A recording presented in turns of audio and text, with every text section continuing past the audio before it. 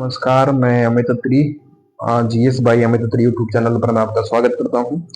आज मैं बात करूंगा आपसे इस पॉलिटी की जो आर्टिकल की सीरीज है उसमें आर्टिकल 21 के बारे में। आर्टिकल 21 क्या कहता है हमारे संविधान में। देखो, आर्टिकल 20 तक मैंने कंप्लीट करा दिया आपको। आर्टिकल 20 तक जो भी वीडियो है वो यूट्यूब चैनल पर पड़ी है, तो आप उन्हें जाके जरा देखें। अब मैं आर्टिकल 21 के बारे में बात कर रहा हूँ। तो आर्टिकल 21 क्या कहता है? तो आर्टिकल 21 में है जीवन का अधिकार, प्राण एवं दैहिक स्वतंत्रता का संरक्षण।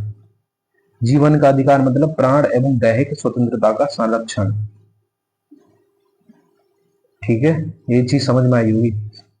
किसी भी व्यक्ति को उसके प्राण एवं दैहिक स्वतंत्रता से सिर्फ विधि द्वारा स्थापना से ही वंचित किया जा सकता है। विधि द्वारा स्थापना से ही वंचित किया जा सकता है। देखो, विधि द्वारा स्थापित जो प्रक्रिया है, एक है विधि की सम्यक प्रक्रिया, विधि द्वारा स्थापित प्रक्रिया, और एक है विधि की सम्यक प्रक्रिया।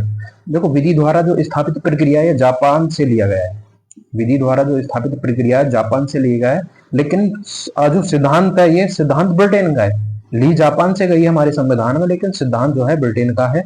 इसमें क्या होता है, विधि द्वारा स्थापित प्रक्रिया में कानून की प्रक्रिया पर ध्यान दिया जाता है, कानून पर नहीं।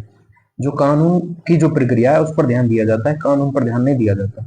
एक है विधि की सम्यक प्रक्रिया। ये जो विधि की सम्यक उचित, सम्यक का मतलब है उचित, जो सम्यक प्रक्रिया है ये अमेरिका से लिया गया है, अमेरिका के संविधान से। इसमें कानून पर भी ध्यान दिया जाता है और प्रक्रिया के साथ प्रक्रिया पर भी। ठीक है, तो कानून और प्रक्रिया दोनों पर ध्यान दिया जाता है। इसमें विधि की जो सम्यक प्रक्रिया अमेरिका से ली गई है, वो कानून और आपकी जो प्रक्रिया है उसमें दोनों पे ध्यान दिया जाता है। देखो, एक केस आया था, मैं एक केस कराऊं, इसमें कई केस हैं आर्टिकल 21 में। देखो, एक केस था ए.के. गोपालन बनाम मद्रास राज्य केस, 1950 का केस था ये। इसमें क्या था, सुप्रीम कोर्ट ने जो उसमें पूछा था, निवारक जो निरोध अधिनियम 1950 है इसके बारे में था, इसमें ये सही है कि सही नहीं है।